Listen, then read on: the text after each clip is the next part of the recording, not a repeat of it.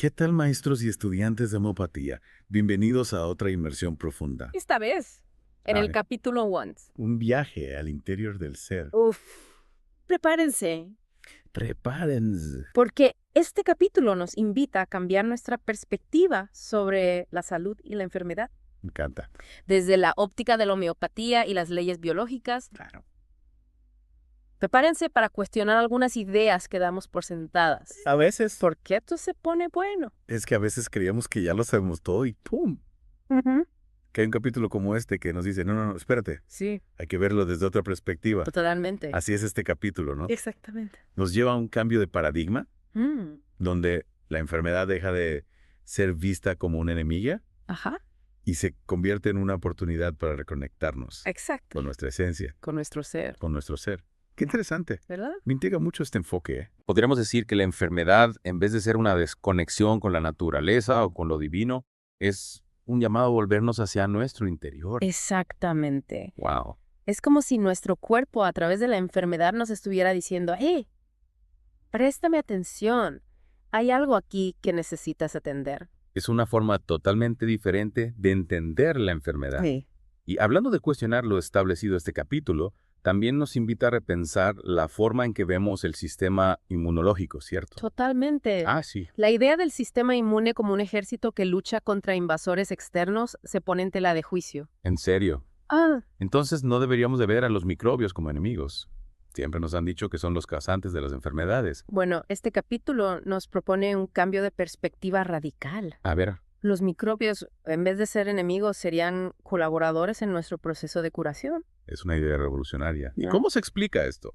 Si los microbios no son los malos, entonces ¿quién dirige la película? Según este capítulo, quien lleva la batuta es nuestro propio cerebro. Nuestro cerebro. ¿En serio? Los microbios, lejos de atacarnos, actúan bajo el control del cerebro, Órale. participando en la reparación y regeneración de los tejidos. Órale. Entonces la enfermedad no sería una batalla contra los microbios, sino un proceso coordinado por nuestro propio cuerpo para sanar. Exacto. ¡Wow! Y esto nos lleva a otro concepto fascinante que se explora en el capítulo, el contagio dinámico. Contagio dinámico. Suena intrigante. ¿De qué se trata? Imagina esto, entras a una habitación donde todos están ansiosos y con miedo. Ah, De repente tú también empiezas a sentirte inquieto, ¿te ha pasado? claro que sí. Muchas veces.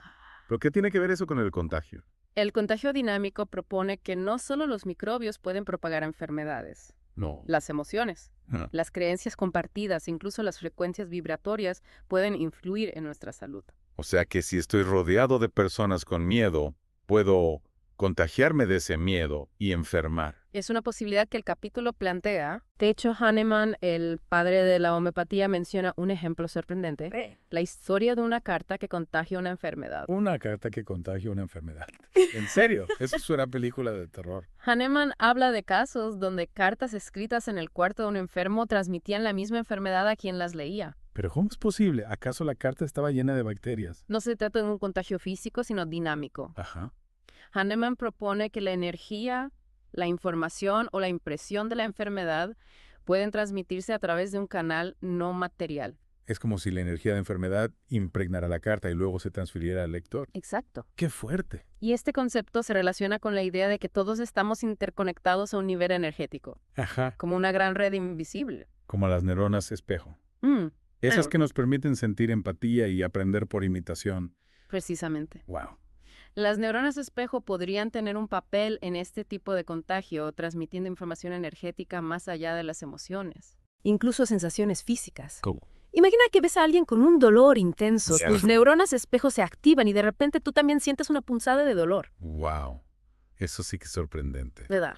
¿Y qué pasa con las epidemias? También podrían explicarse desde el punto de vista del contagio dinámico. Tanto Hahnemann como Hammer coinciden en que las epidemias no son causadas únicamente por microbios. ¿No? Hablan de un factor dinámico, como un evento traumático colectivo que afecta a un grupo de personas y las predispone a ciertas enfermedades. Entonces, eventos como guerras, desastres naturales o crisis económicas que generan un fuerte impacto emocional podrían crear una especie de campo energético propicio para la enfermedad. Exacto.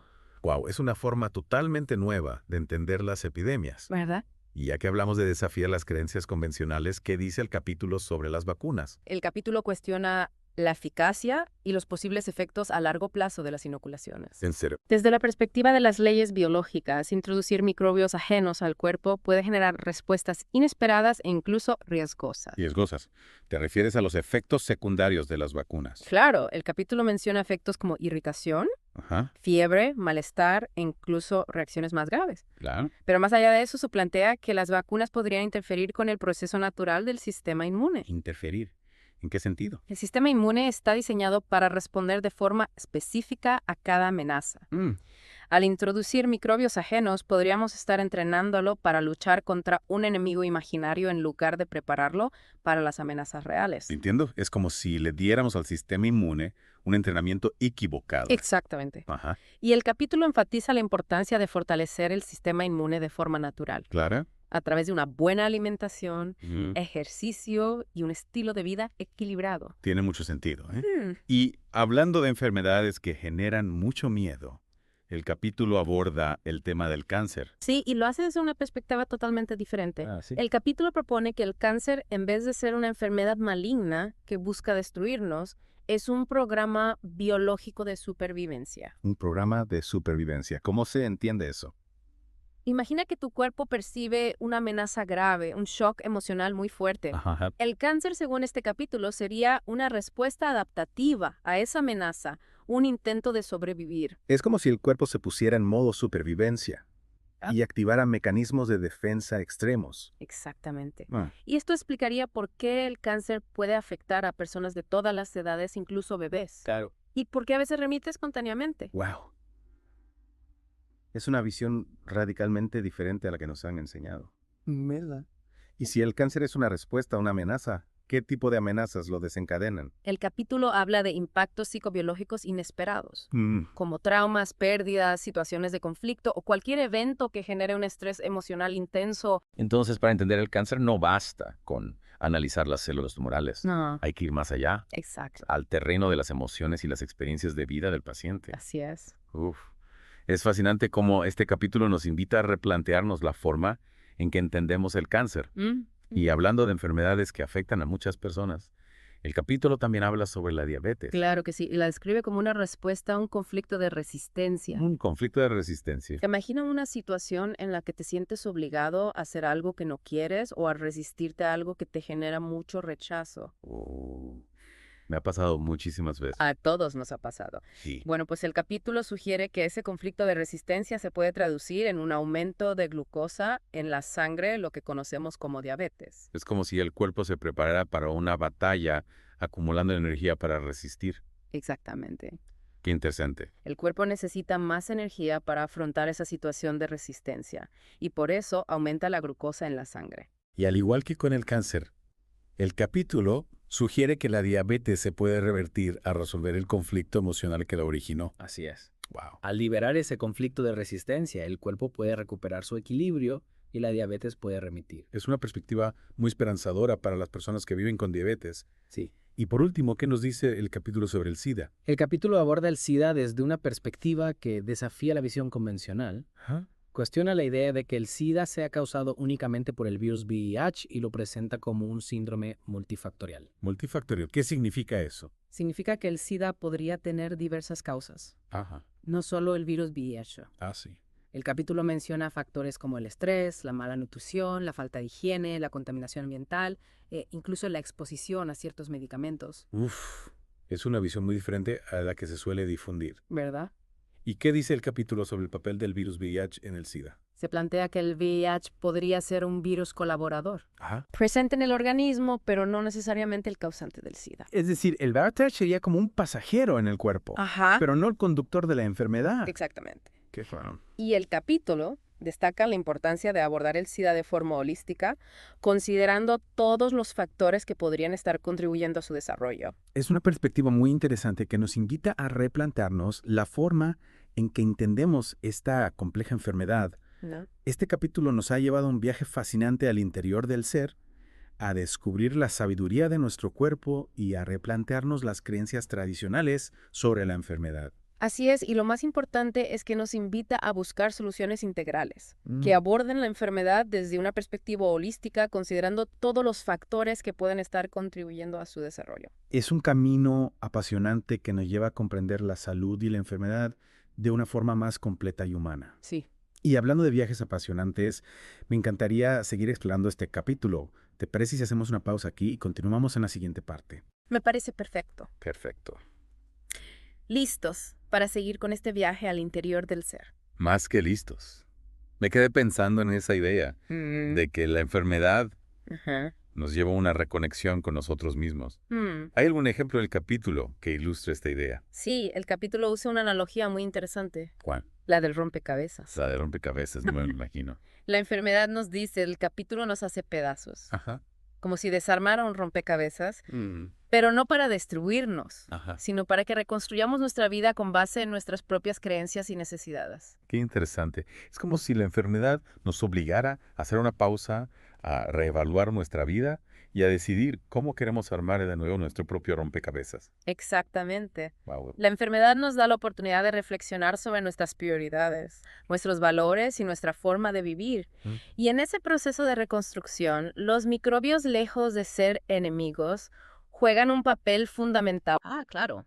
Actúan como los trabajadores que nos ayudan a reconstruir el rompecabezas siempre bajo la dirección de nuestro cerebro. Exacto. Ajá. Y hablando del cerebro, el capítulo nos presenta casos que nos hacen repensar enfermedades como el cáncer.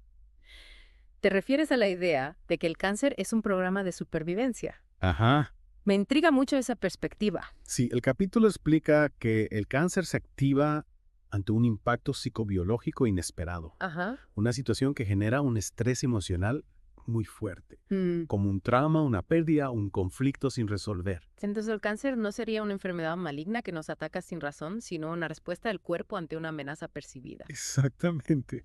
El cáncer sería un intento desesperado del cuerpo por adaptarse y sobrevivir a una situación que le genera mucho miedo o angustia. Y lo interesante es que el capítulo relaciona diferentes tipos de cáncer con tipos específicos de conflicto emocional. En serio. Claro. Cada tipo de cáncer tendría un origen emocional particular. Así es, por ejemplo, el cáncer de pulmón. Se relaciona con un conflicto de miedo a la muerte.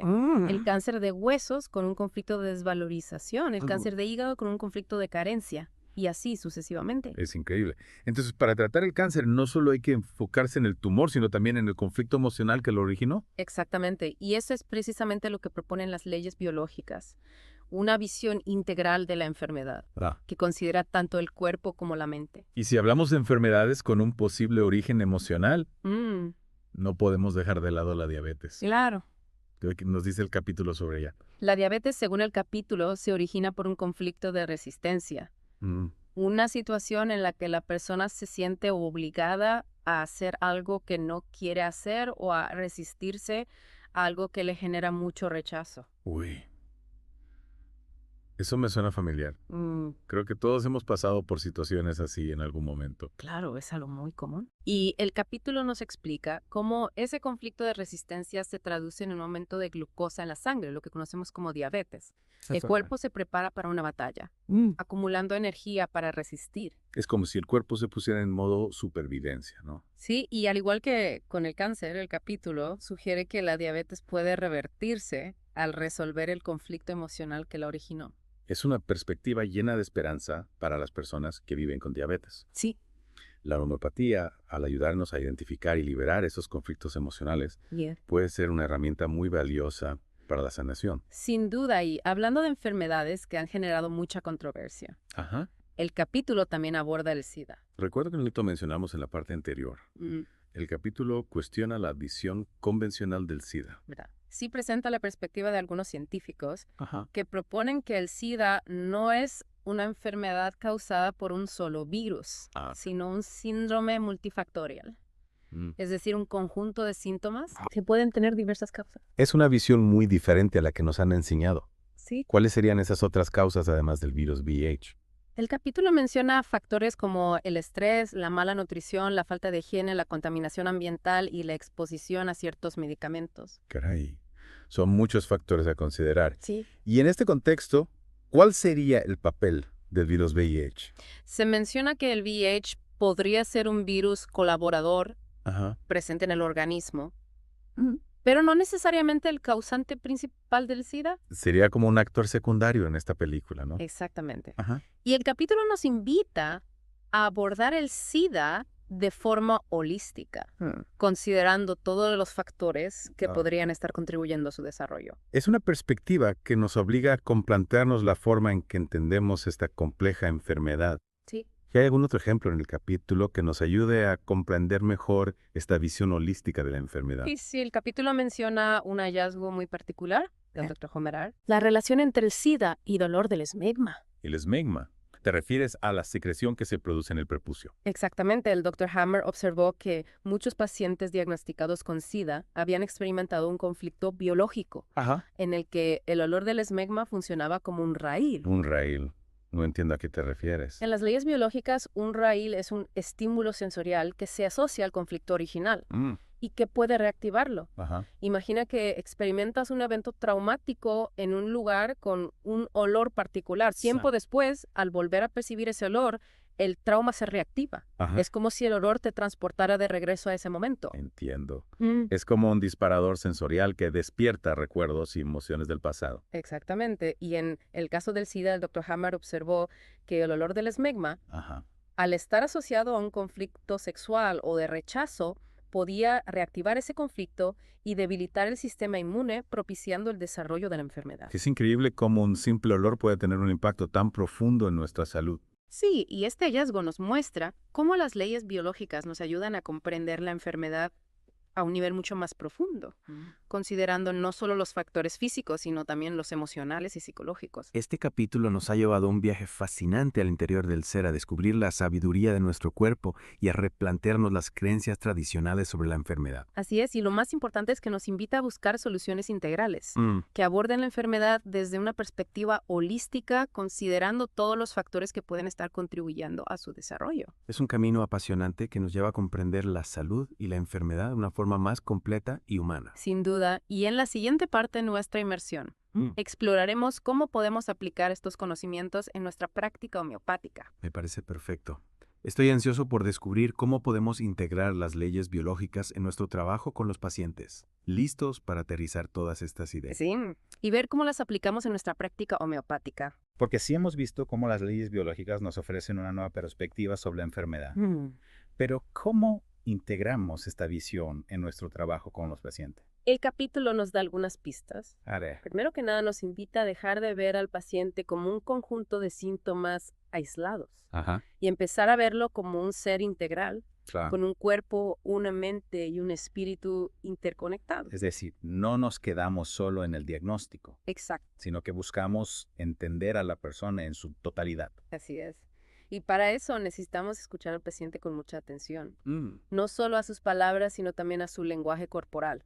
A sus emociones, a sus miedos, a sus creencias. Es como si tuviéramos que convertirnos en detectives buscando pistas en todos los aspectos de la vida del paciente para poder entender el origen de su enfermedad. Precisamente. Y una vez que hemos identificado el conflicto biológico que subyace a la enfermedad, la homeopatía nos ofrece herramientas para ayudar al paciente a resolverlo. ¿Qué tipo de herramientas? ¿Te refieres a los medicamentos homeopáticos? Sí, los medicamentos homeopáticos pueden ser de gran ayuda.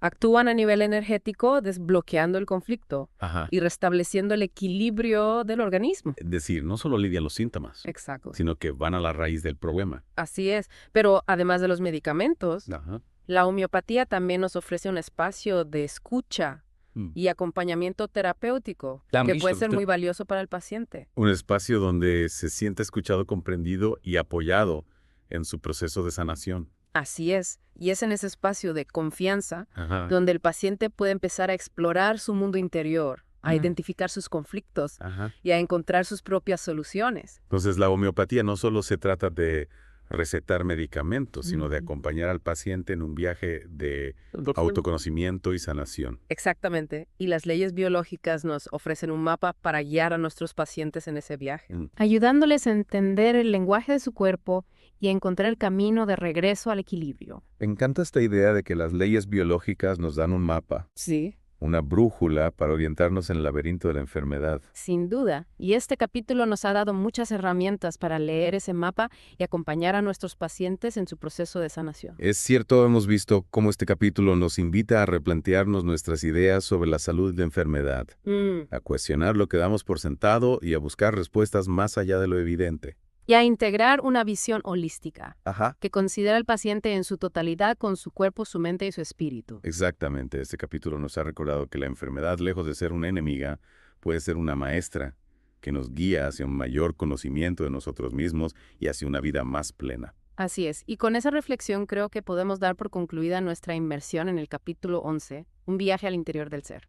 Ha sido un viaje fascinante, lleno de descubrimientos y nuevas perspectivas. Muchas gracias por compartir tus conocimientos con nosotros. Gracias a ti por la invitación. Y a todos nuestros oyentes, maestros y estudiantes de homeopatía les recordamos que en el próximo capítulo nos adentraremos en tema del capítulo 12. Prepárense para una nueva aventura de aprendizaje. Hasta la próxima.